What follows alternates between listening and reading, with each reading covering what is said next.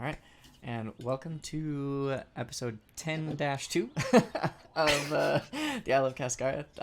We are here with Kevin, who's finishing up his. Well, everyone who's seen episode 10, you know what he's about to get into, or a little bit of it. Just a quick reminder for Kevin of the last time of where we had left off for him, right? You guys were in the Opu Warrens. You had ruthlessly murdered several Opu, and that included the king, or what appeared to be the king of some kind, the chief, whatever, the leader of these Opu, a big fat one who didn't seem to be able to even escape the tunnels. Sam had just grabbed a necklace that spoke to him in his head. Well, I'll let you watch the video if you would like to. I hope to be getting it uploaded very soon for you. I processed 2 of the videos today so that I could start uploading them. All right. If you want to watch it, that is. Yeah. So that will give you the full sense of the whole conversation that went on with the necklace, but ultimately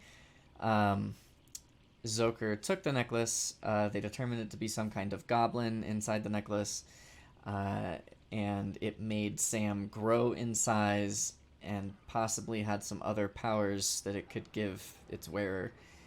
Nope, none at all. It just talks a lot. Nothing at all. You should trust Zoker. He has never steered you wrong. And you made me snap the neck of an Opu. Yeah. So but you made me not stab it good. We went ahead and assumed that Thorgrin picked up the gun that the one Opu had fired. No? Okay, we'll leave that behind then. No. As well as all of the ammo, which was... I have that written down, but not on that note sheet. Uno segundo. 12 musket ammo. So it is a musket. Okay, 12 musket. Okay. With 12 musket shots. From there, the party, just to kind of summarize things and catch you up, the party kind of just gathered, walked through the rest of the cave. Didn't even quite get to explore every piece of it when they found a well. Now, they had determined, thanks to the goblin and the necklace, that supposedly the water that the Opu had been drinking was killing some of them. The goblin was trying to warn the Opu chief, but it couldn't understand him. At least that's what the goblin and the necklace says. And so they found a well, and it's what you see now in Roll20. That's where everyone is. Totally distinct from the rest of the Warren. Smooth, polished, perfectly circular well of what looks like marble, perhaps, that descended about 30 feet before opening up into a larger cavern below. Through a couple characters' perceptions and ability to swim and holding their breath in what they believe to be this tainted water, they swam down and discovered a sea urchin, a lone sea urchin, sitting near the bottom of the well that I believe Sam collected. Shortly after that, Sam was trying to investigate the opening down below and disappeared from view. Raylia, concerned, followed as the only other one of you who can swim perfectly and breathe water. She followed suit, also disappeared as soon as she reached that cavern down below. Right after this, the water started sinking in the well. Zoker was panicked that the others would be gone and they wouldn't be able to get to them. Jumped into the water thinking it was draining super quickly. It took a few minutes for it to drain down to the bottom, so Zucker kind of took a slow ride all the way down. And Thorgrim and Tanuki together crafted a way to use the sticks implanted in the ground to hold some rope so that the two of them could fall or go down the well.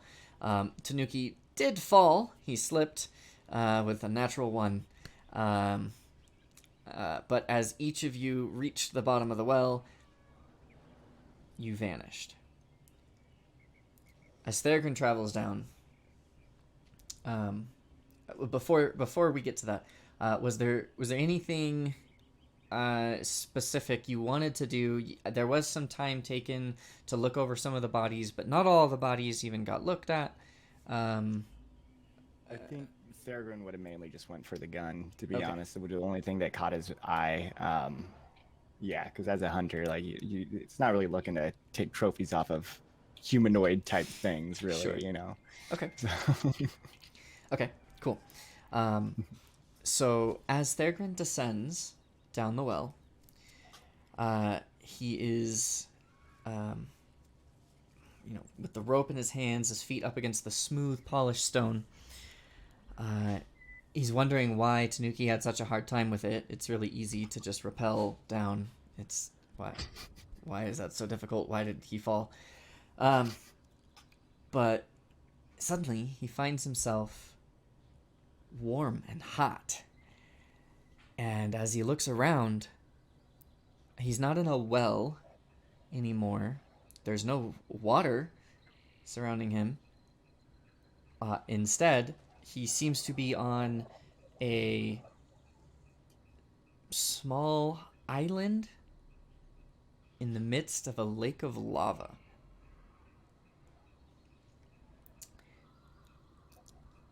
At one end of the small island, which itself is only about 60 feet by 60 feet, at one end of that, there is a series of structures that for a minute don't look completely familiar, but as you take a second to take them in, you realize that they are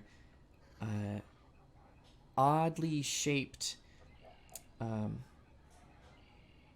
pieces of a forge with a central anvil and several surrounding tables that look more like they're just plateaus of rock that have jutted out of the ground, with tools scattered atop them.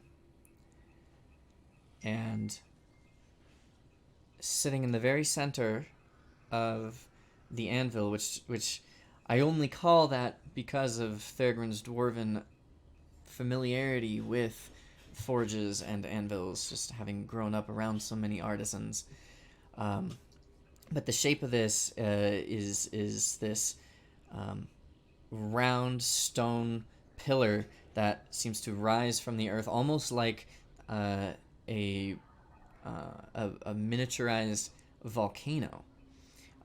As it comes to a plateau, has a round circle with bubbling lava in the center of it, and a bit of flame just kind of dances above the lava. What is Thorgrim do?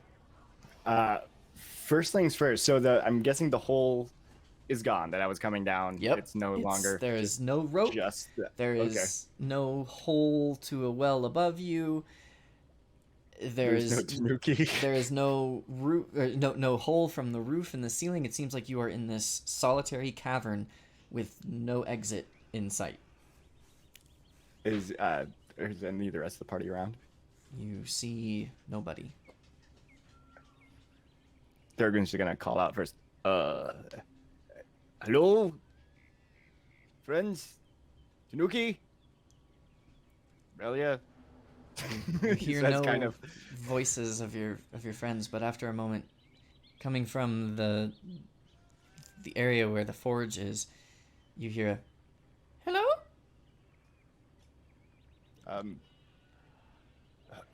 Hello.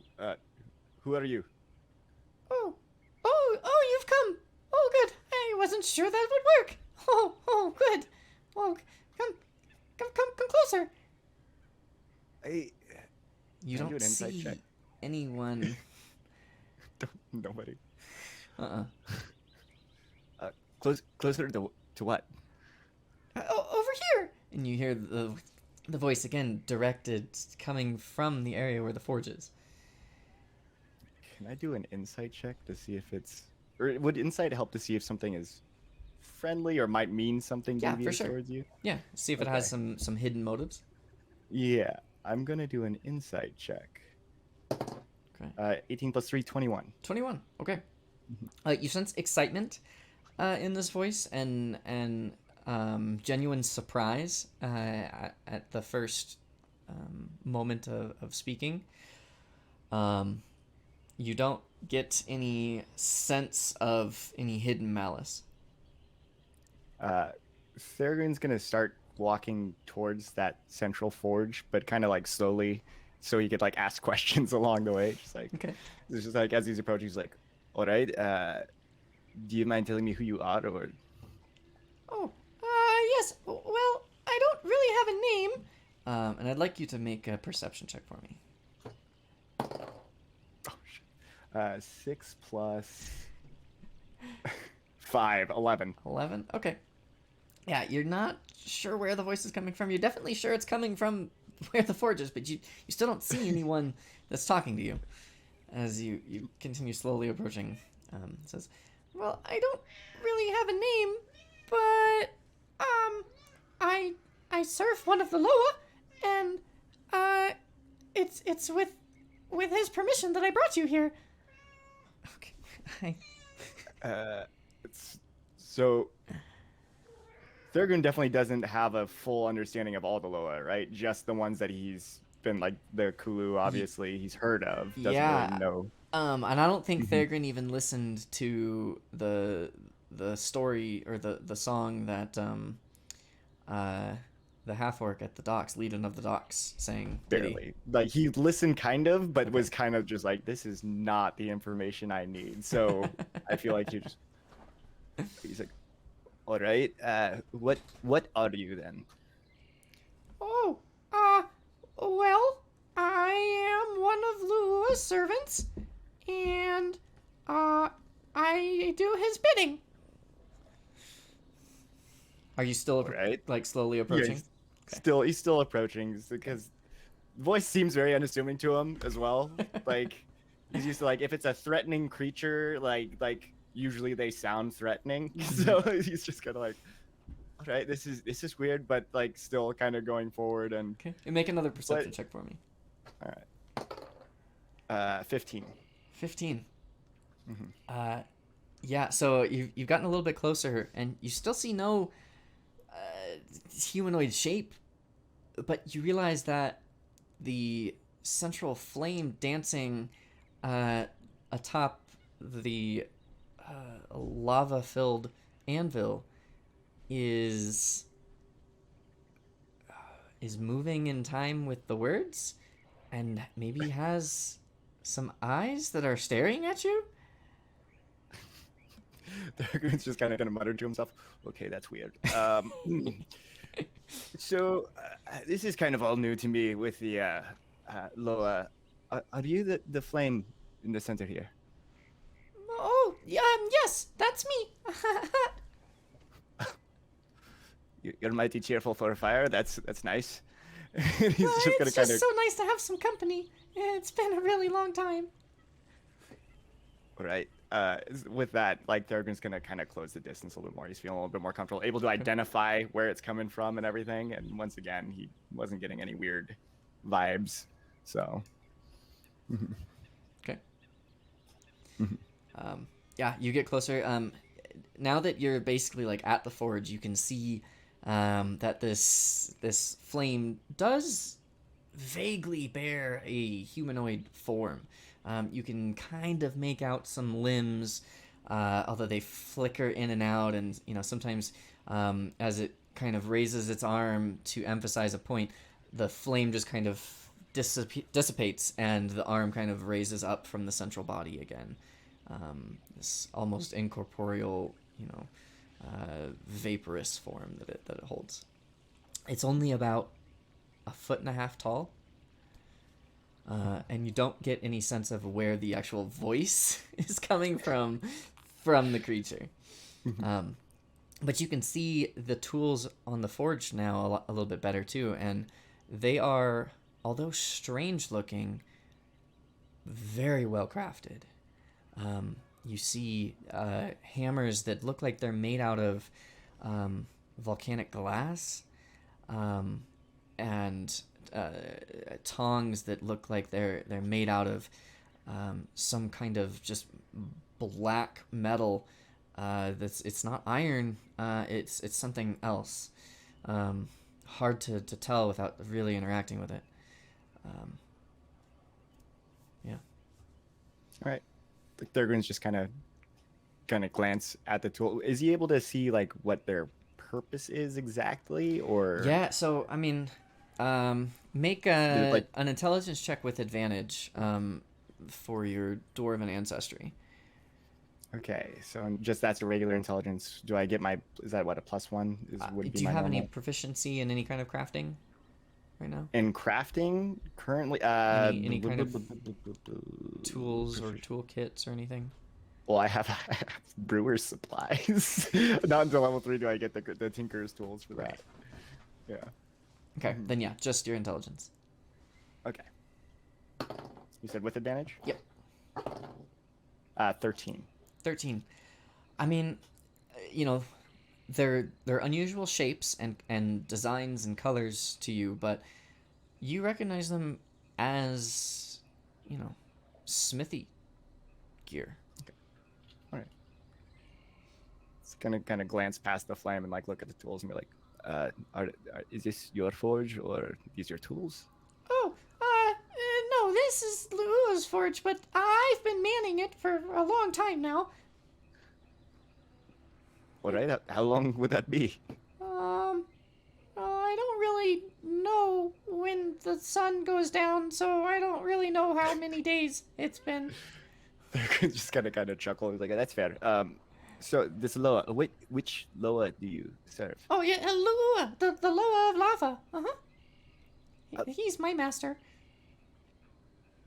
Is he friendly? Why did he invite me here? Oh, he didn't. I did, 'cause I've been watching you since you got here.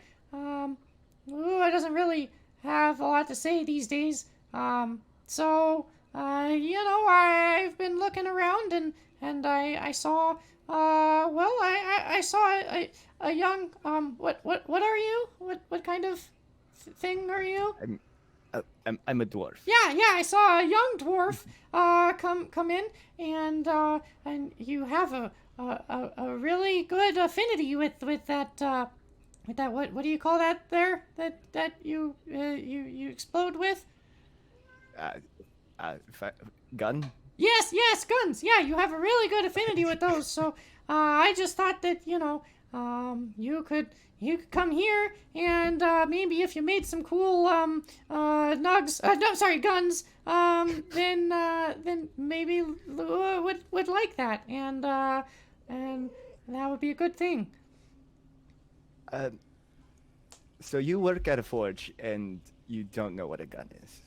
Well, I've never seen one before, but I've seen things like it. Yeah. Okay. They're just gonna kind of chuckle, but all right. You want me to craft a gun here? Well, I mean,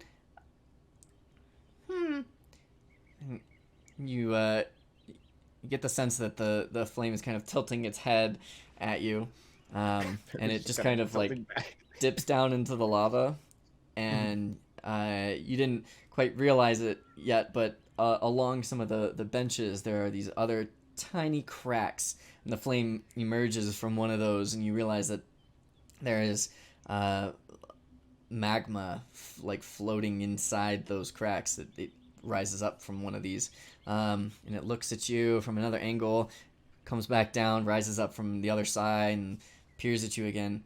Well, you've never used one of these before, have you? No, not. Well, that's a shame. But. Darn. You didn't quite think this through, did you? Well, it's not really all that easy to bring someone over here, you know. It kind of requires some specific things to kind of fall into place. Kind of took the first chance I had. Not gonna lie, I'm kind of disappointed. That Deku's gonna be like,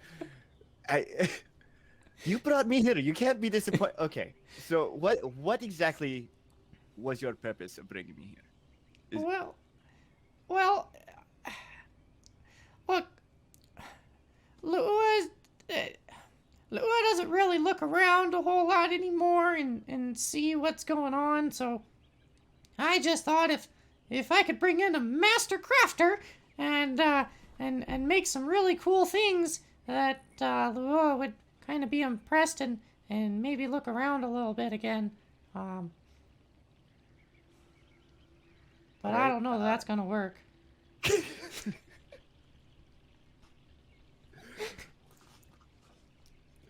Thurgon's gonna respond with, well, I do come from a family of gunsmiths.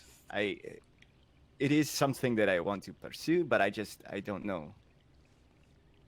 Oh, so wait a minute.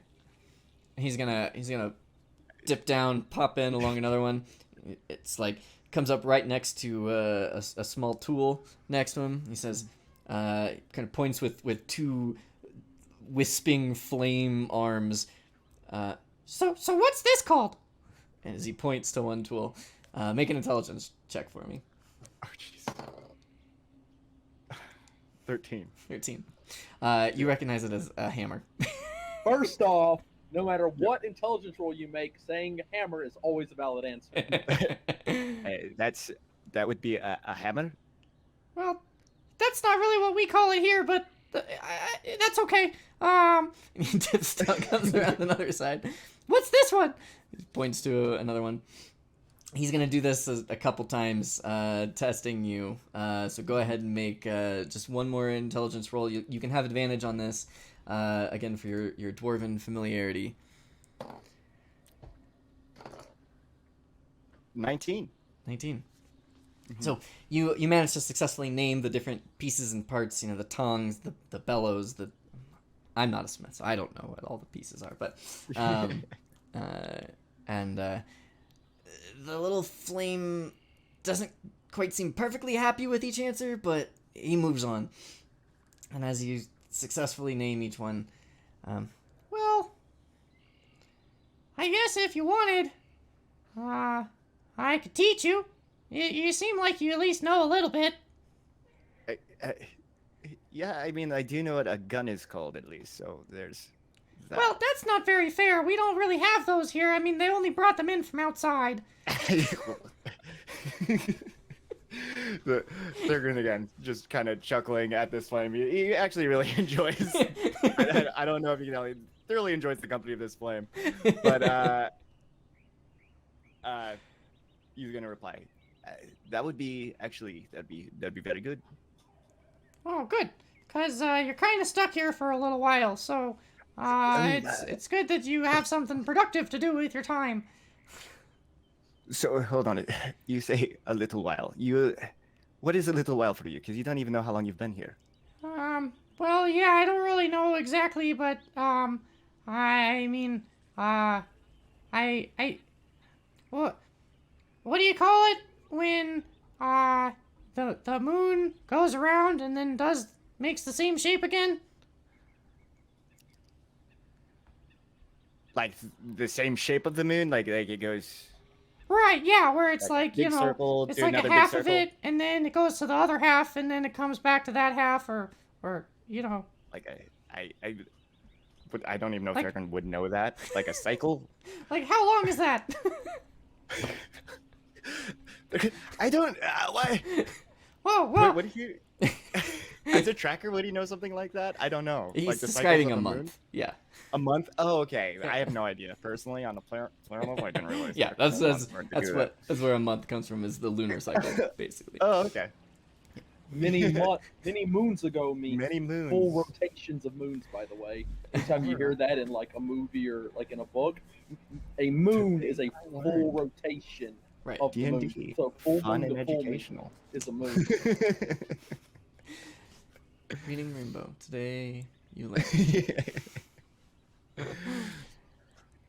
Yeah, so he's describing a month. You just 1 month. Oh, right, yeah. Not like a whole one of those, but most of it. Do you even have food here? Oh, yeah, sure. Well, what do you like? For people. Well, that's a little bit harder, but, yeah, I can do that. What do you like? I don't know. Meat. Is it okay if it's cooked a little bit? I would assume that that's the only way it could be down here. Oh, okay, good. Yeah, hold on. And he dips down and make a perception check for me. That's a nat 1. Okay. So you're looking around. He's just gone.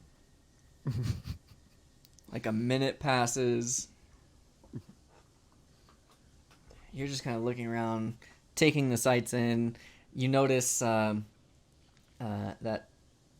the like lake of lava seems to go really only about 100 feet before it hits kind of this wall.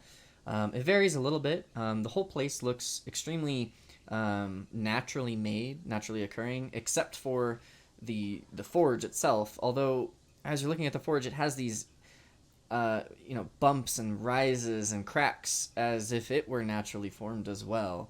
Although it's clearly intentionally shaped. And all of a sudden, you hear a as you look back, and in the center of the island, kind of right in the spot where you came from, there is about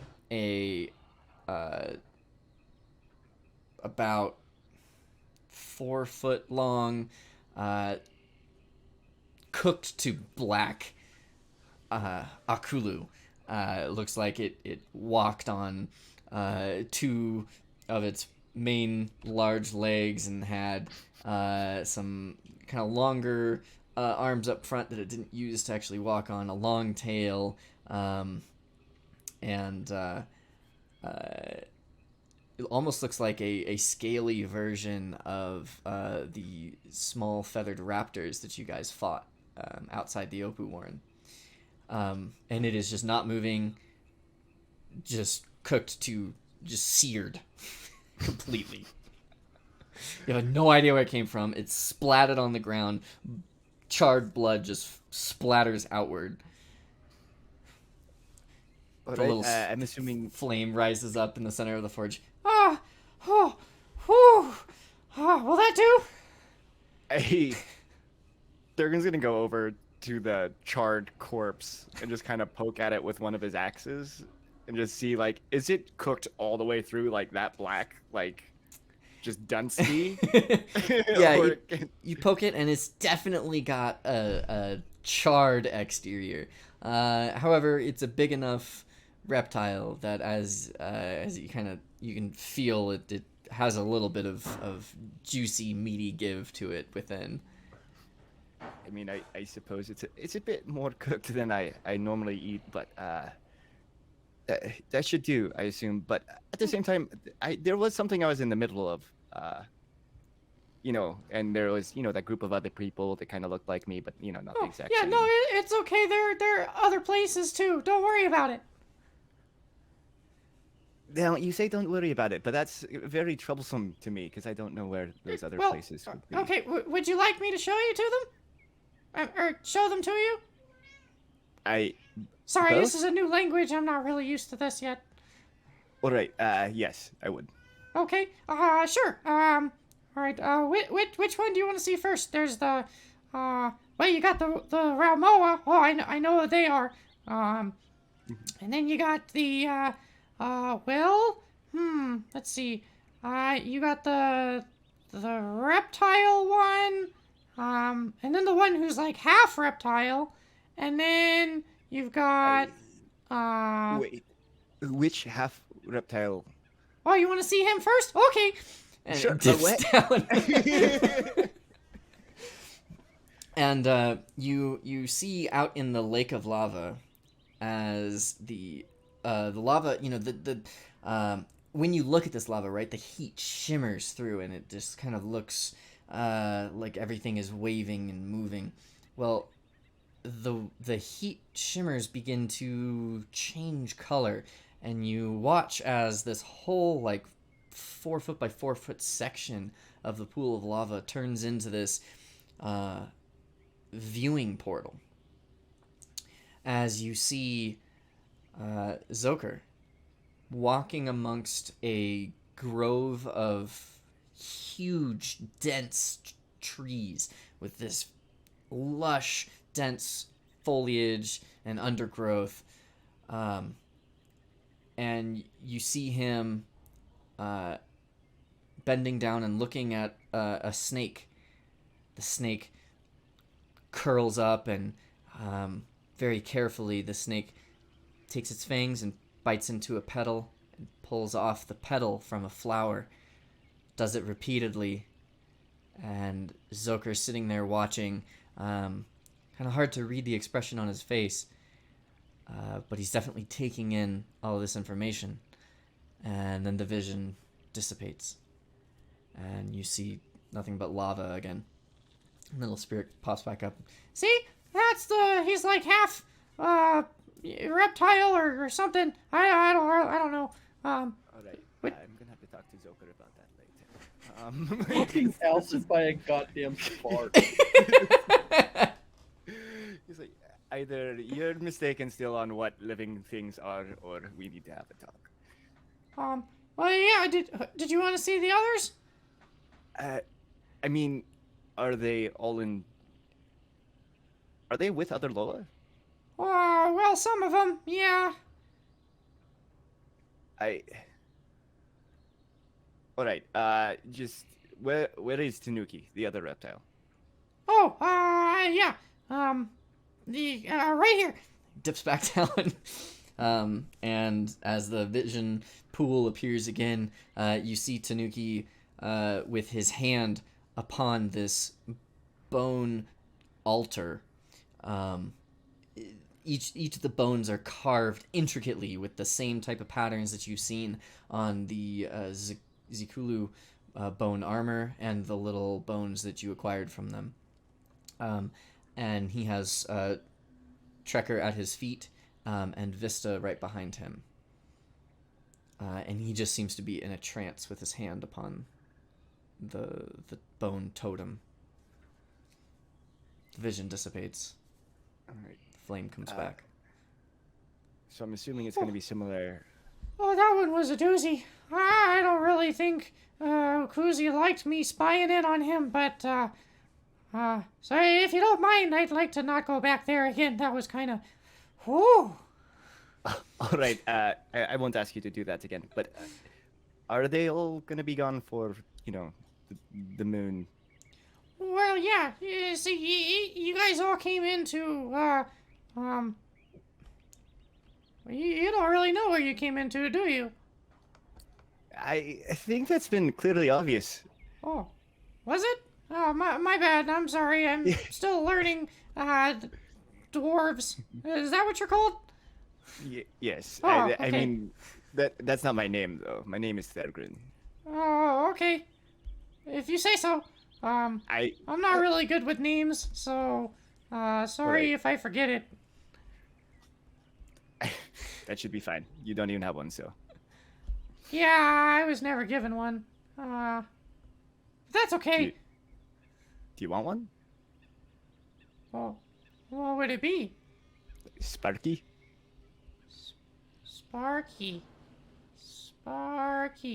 Oh, I get it. Like one of these. He throws his little wispy hand down, and the lava beneath him just gets this like wave of air that hits it, and sparks fly up. Oh. Exactly like one of those. Oh, okay, yeah. That fits me really well. I like that. Yeah, it's mainly Oh. for the cheerful demeanor, though. That's Oh, I'm cheerful? Oh, I didn't know that. That's cool. yeah. All right.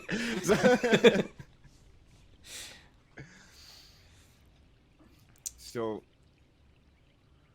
can you teach me in a month what I need to know about forging? Oh, yeah, trust me. 'Cause if you're down here, don't worry. I can teach you everything you need to know. You bet old Sparky will be the best teacher you have ever had. Especially if you've never had a teacher before.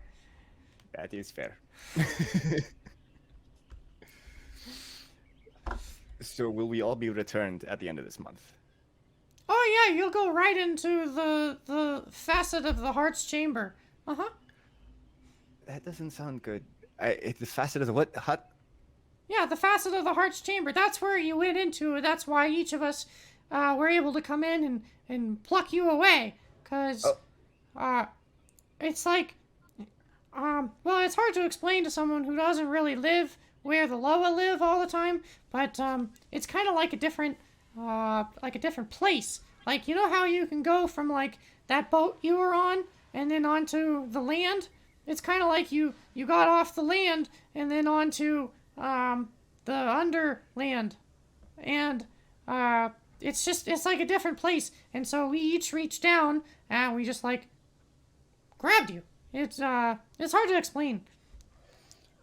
That's Well, think except that's for good the enough. one of you, she just kind of went in and she just kind of got pulled back to where she was before. Yeah, it kind of sucks for her. I hope she can get out, but I don't really know. Hey, wait, hold on. Are you talking about Relia? I think so. The water ice. Yeah, sorcerity. the ice one. Uh-huh. Yeah. Where did she go? Well, see, she went to the old dead body of Temetlock. It's not really a fun place to be, especially for someone like me. It's really cold out there. I would freeze. I don't think I would even. I wouldn't even cease to be. I would just not even be. Wait. So are you saying she's in trouble? Oh, definitely, yeah, but I can't take you out there, so there's no point in worrying about it. She'll either get out or she won't. It's fine. Wait, that's Sparky, I don't think you understand what fine is. That is the opposite of fine. That's fine is usually, no matter what, it's gonna be okay.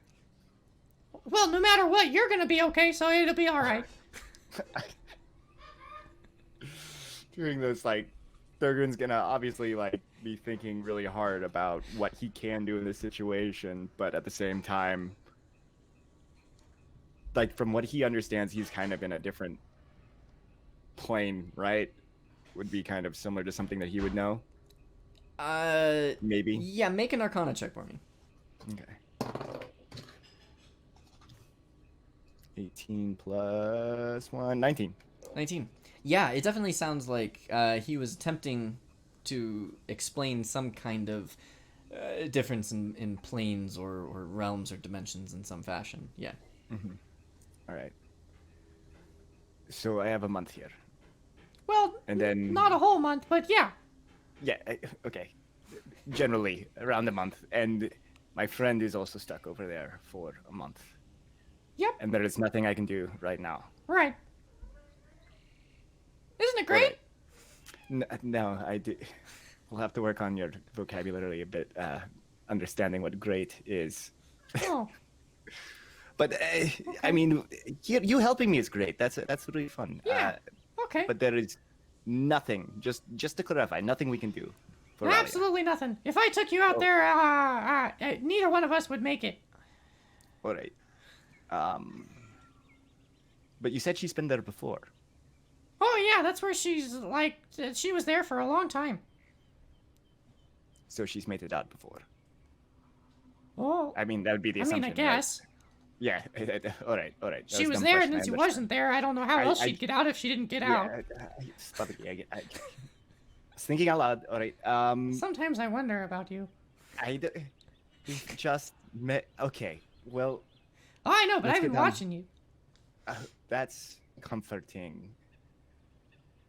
When? Yeah, How? You had a little bit of practicing to do with that gun. Sorry. Yeah, I understand. We have off days. It happens. All right. I mean, And it's Tori's fault. I don't know. Always We all remember have that. those kinds of off days. It was kind of bad. You don't even know what a gun is. Have you shot one before?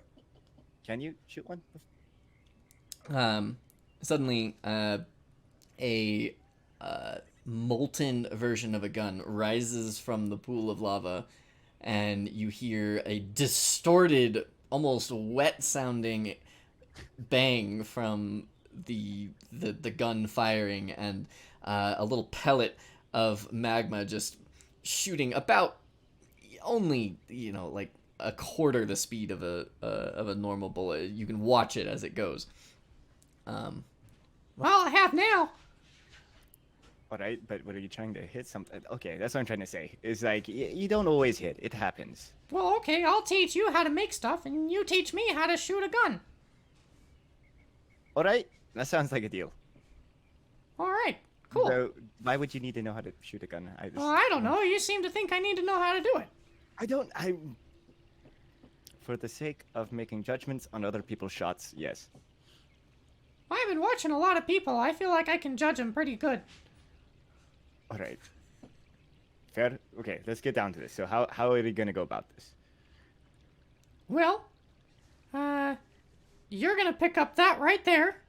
That's called a hammer in your All right, language. I got that one right. Okay. Oh yeah, got you it. did. That's right. Okay.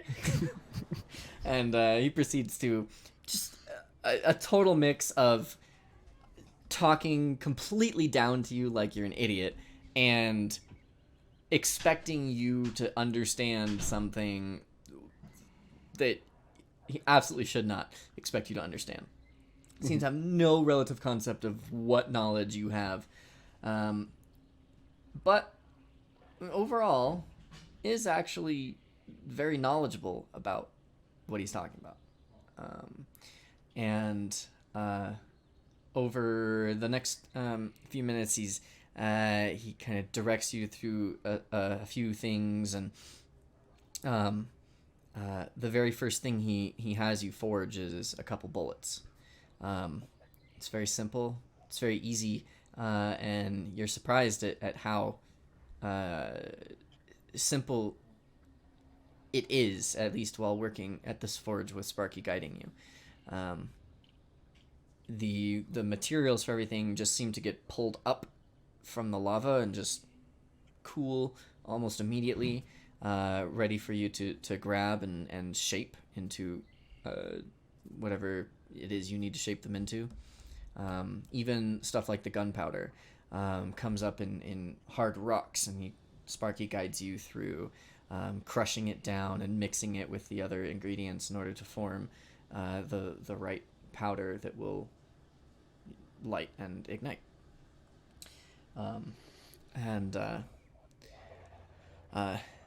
So I'm not sure exactly how far you want to fast forward here.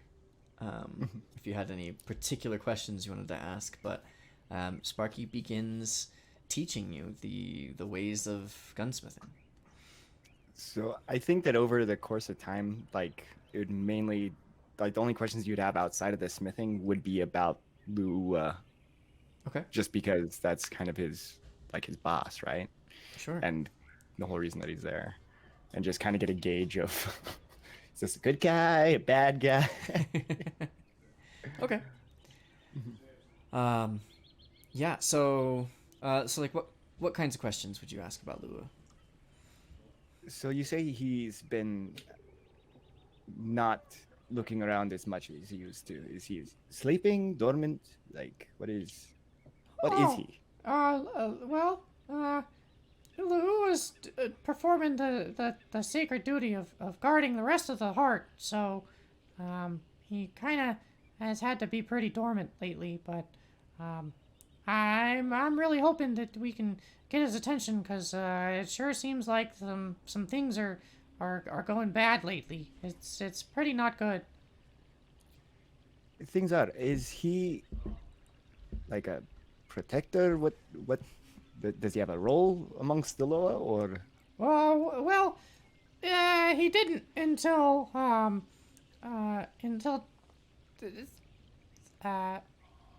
Odima killed Raja and split the Loa into the 8 that there were. So it was then that I don't really know why, but he seemed to think that someone was going after the heart. So he just kind of pulled it off and grabbed some extra for himself. Did you know that Lua is only one of the 2 Loa that have 2 pieces of the heart? It's pretty cool. He's the best boss. All right, you keep saying heart. I need to know, like Thurgood, you could tell, like as he's explaining this, is kind of racking his brain back to like the insufferable song that was, well, the song that he enjoyed, but just didn't have the time to listen to, of this orc, and then just floating away in the ocean, like looking up at him from the dock, just going like, no, I can't, I gotta go, I can't. Like, would any of this kind of ring a bell? Like, what do you have to do? Yeah, make a I'll give you your choice of either an straight intelligence check to remember it, or a performance check to kind of have memorized the tune and of the song and be able to piece together some of the information from that. I'll make a performance check because both are the same bonus, but that one seems like be more fun. Like he's just trying to hum it to himself, like thinking of the word. Like when you forget the words to a song, you like go through the whole thing, trying to remember the next one. So that's 15. 15. Yeah. Okay. So the names Odima and Raja were not in the song at all, and there were only 7 Loa in the song, and he just said there were 8. So this isn't making any sense at all. You didn't hear anything about hearts during the song. None of this seems to have anything to do with the story of the Loa that you were told. All right. Before I knew there was 7 Loa, and what is this heart? Oh yeah, there's only 7 now. Who was the 8th? Oh, that was Temetlock. That's where your friend is. He's dead now. All right. Okay, that explains when you said dead body of. Yeah, he's been dead for a long time. All right. What killed him? Well, I actually don't really know. That was before my time. Okay, and this heart that you're talking about. Oh yeah. Mm-hmm. Uh-huh. What is it? Oh. Yeah. Oh, well, yeah. It's the heart of the island, the heart of Cascara. Yeah. It's where the Loa got their powers. So he has 2 pieces, or he has a piece. 2 pieces. Well, I don't really know how many pieces he has, but he's got 2 of the facets of it. Yeah. All right. And then who's the other Loa with pieces? Oh, that's Hayes. Okay. Who is? Oh, she's the Loa of storms. Yeah, she's got the wind and the lightning. Oh, all right. So it's either fire or lightning. They have the power of the heart or whatever. Pieces. Parts. Well, facets. yeah, Lua has the fire and the minerals. Yeah. All right. Okay. And he got that from having the pieces of the heart, or is this going beyond me? Well, no, the pieces and the facets are different. So the All right. facets have the different powers that the Loa took, and the pieces are the parts that hold the facets together.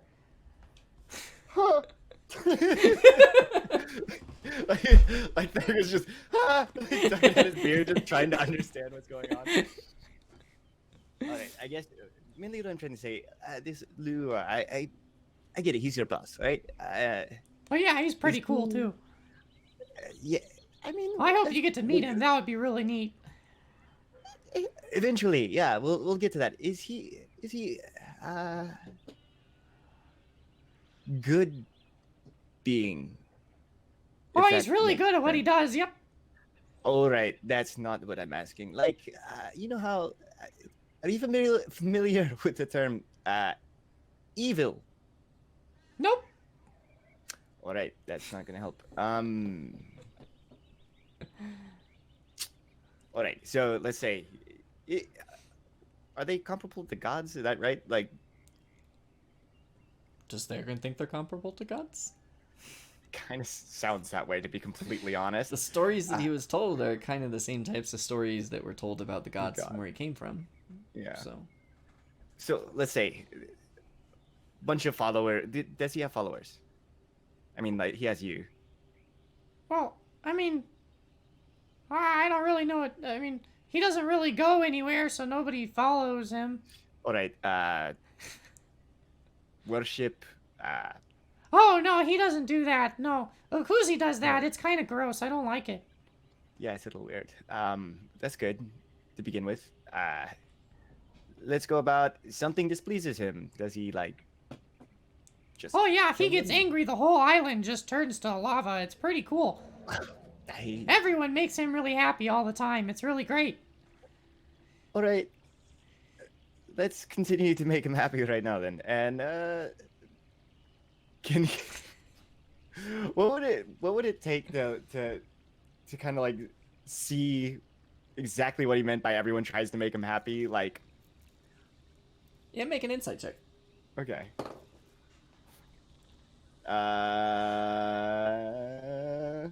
11.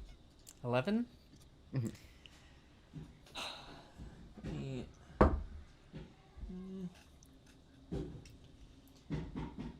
You definitely get the sense that he's talking about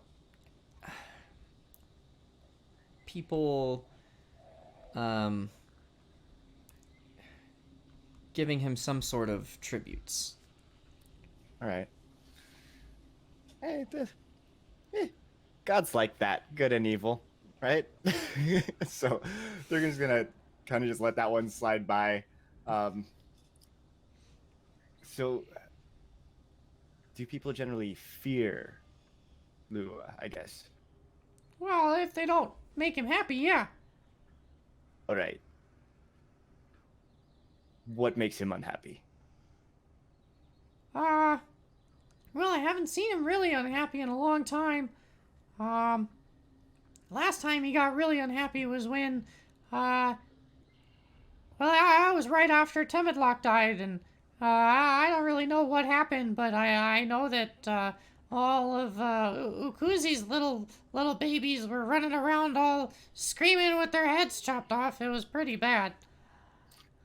All right. Let's just keep Lua happy then. We'll continue what we're doing here. He's just gonna kind of continue smithing. I think that's it. As far as what he can comprehend at this moment from Sparky, like I feel like he's gotten everything that he can get without thinking of some better questions, maybe. Okay.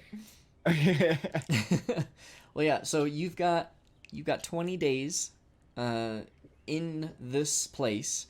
So if you think of any other questions that you want to ask Sparky during that time, by all means, shoot it my way over the next couple of weeks while we take the break. Yeah. And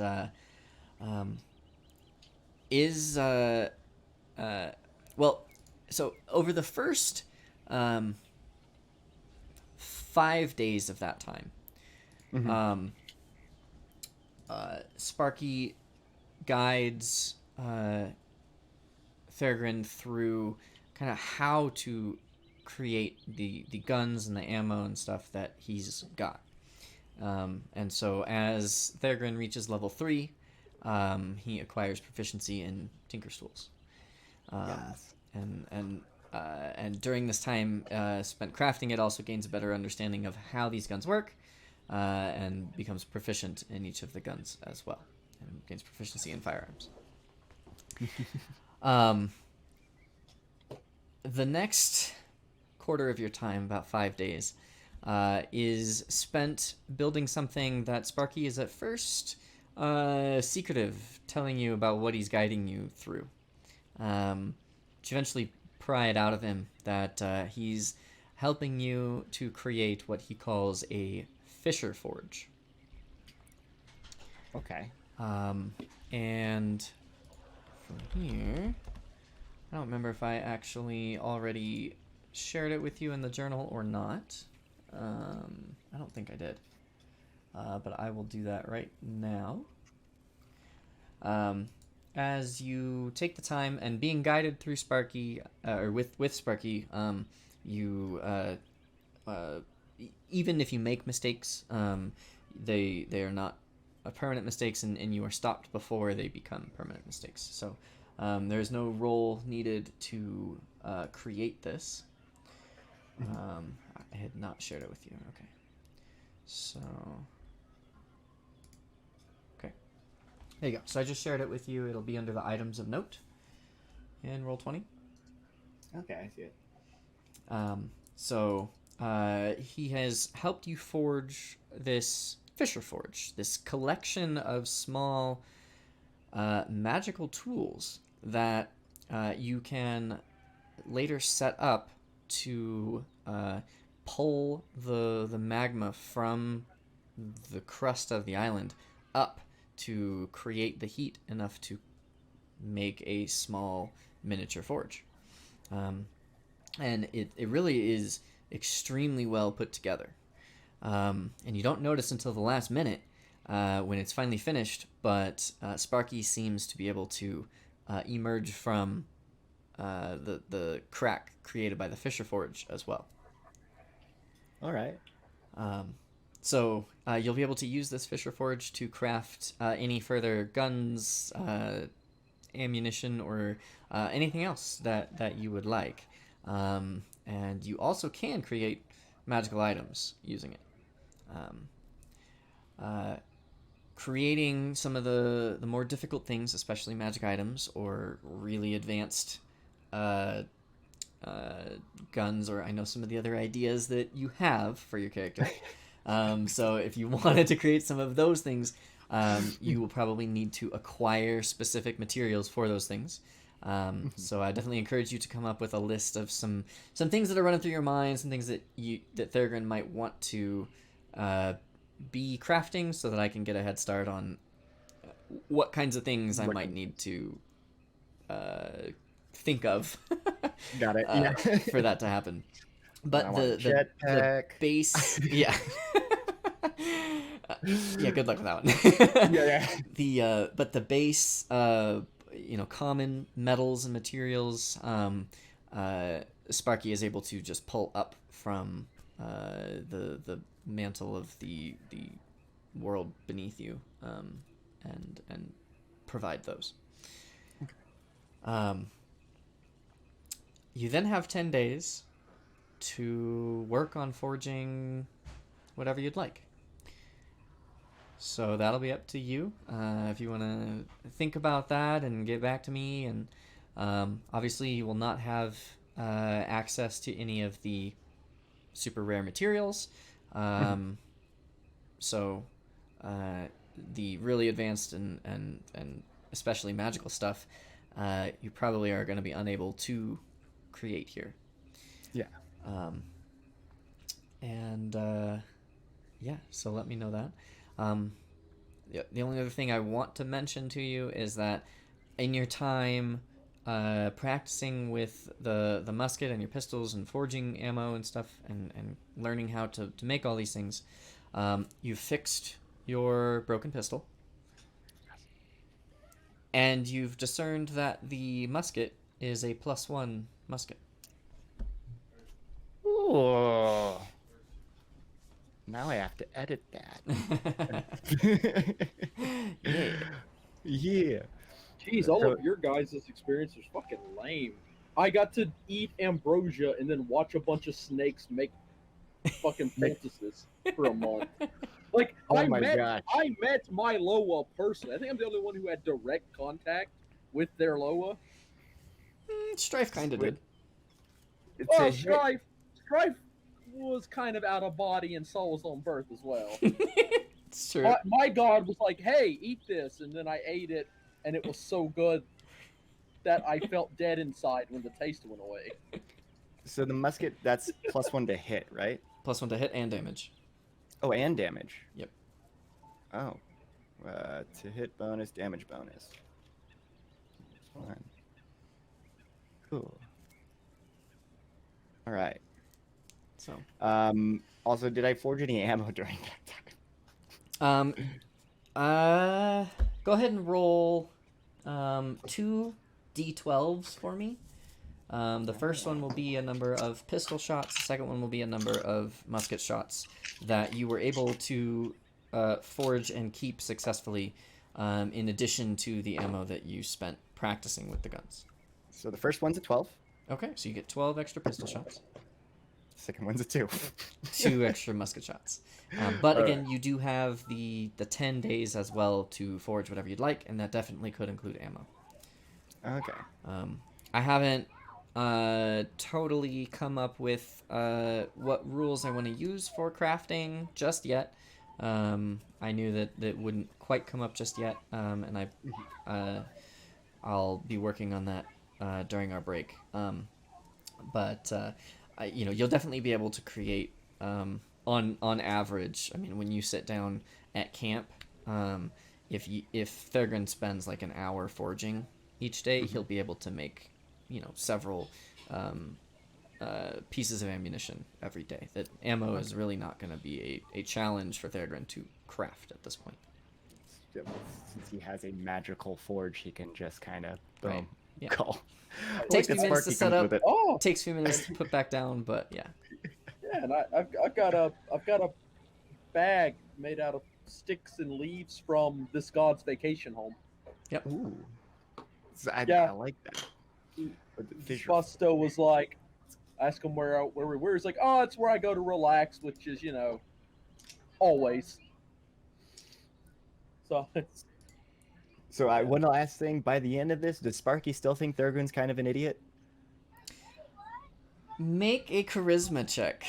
Oh no. All right. Oh come on. If I ever needed a nat 20, this is where I need it. Sparky's my boy.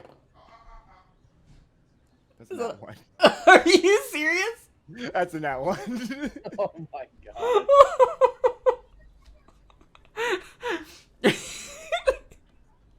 The only times when it mattered. Oh my god. Okay, so over these 20 days, there is just time after time after time where Thagrin says something and he's not really sure if Sparky just mishears him or if maybe he starts questioning whether he's even saying what he thought he was saying, because Sparky just gives a snapback like he's a total idiot, and there's this total just lack of even understanding because his clapback doesn't even make sense to Thagrin because that's not what he said, and there's just so much confusion and consternation between the two. Sparky doesn't seem bothered by this. He's not put off by you in any way. He seems almost incapable of holding a grudge in any way, but Just think I'm an idiot. he definitely thinks you are. You get the feeling, like you feel like Torira must feel when you are around her. Oh, okay. I imagine Thurgon would definitely be very frustrated getting talked to the entire time, but also probably more frustrated not understanding why he's getting talked down to. Like it's like I'm doing things. What do you want from me? Like, I didn't say to pick that up. I said to pick this one up over here. all right, okay. So that's what I'm going to do. But first, you told me, okay, all right, the hammer, right? No, I said the tongs. Like I feel like the whole time, just like when he's gonna summon the forge now. Oh my god, it's you again. Okay, so what we're gonna do first is make sure we don't touch anything really hot. Okay, you don't want to burn yourself. You remember that time when you stuck your whole thumb in the lava? Yeah, we're not gonna do that this time. Yeah. I had to spend a lot of time and energy talking you down because all you wanted to do was scream. It was really annoying. Yeah. Oh, that's fantastic. That was the best nat 1 I've ever rolled. Oh man. Yeah. Okay. So, hit me up with any stuff you want to craft. Any questions you have for Sparky, and things like that. And I guess actually, last thing before we go, would you have asked to see the others? Yes. As time went on, just kind of curious as to what the others were doing. Okay. I think it was more just like at first, definitely just to get a gauge of where, like, if people were okay. Okay. But like, yeah, he would have asked to see the others. He couldn't see Ralia because can't go Right. there. Right. But yeah, the others would be Sam, and then that's it. Yeah, that would be it. And then it's a matter of whether you're asking like to see them regularly or not. Oh, probably not. I think the only one he would check in on he'd probably have questions about Raleigh every day because that's probably the only one that seems like they're in any danger. Okay. All right. Well, let's start with Sam. So when you first take a look in at Sam, you see him in the ocean, surrounded by coral. Looks like he's in his natural element. He looks comfortable. And he has a grace in his movement that you don't see when he's on land. He's just, it's the more natural state for him. And you watch as he is talking to another Raumoa. You can't hear. All you can do is see. And they seem to be talking with a mix of sign language and whatever mouth movements they do make are in a language that you don't understand. So you really can't get a grasp of what they're talking about. But you do see that it's a serious topic. You can see that written on both their faces. All right. And then, so, I mean, with that, I don't think he would have a lot of questions because he wouldn't really know exactly what's going on. Mm-hmm. But I mean, definitely looks like he's okay. But Ralia, he would just be asking about to see, like, he knows that he can't go and check on her. But I mean, like, would he have a sense, like, if he asked Sparky, would he have a sense if she was still alive? Or at least existing? I don't really know. I can't really see out that way. Right. So who would have grabbed her then? If you grabbed me, but then this other Loa is dead, who would have taken her there?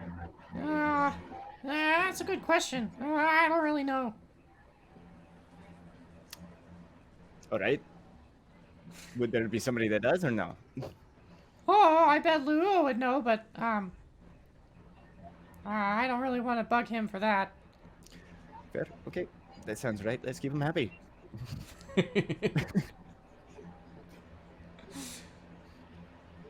yeah, I think that would be his main interest, and then the rest would be like he's already stuck there, so Okay. he's just gonna focus mainly. Yeah. Cool. All right. Well, I think that might be it for tonight then. And yeah, cool.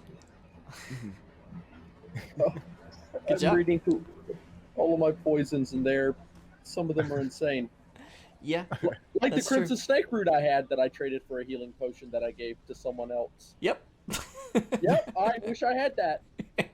I'm sure you do. But like the Tears of Obato, really Yeah, good. that one actually, I'm gonna have to change that one. So that pamphlet Uprising I wrote actually for an adventure in Chuk originally. Did I say Chuk? Sorry, Chult. Chuk was another homebrew place I made, which is part of a specific adventure path. And so the specific names of those will get tweaked. I forgot to mention that to you. So it's not going to be Tears of Uteo. That would be Tears of Ukuzi. Yeah. So, Also,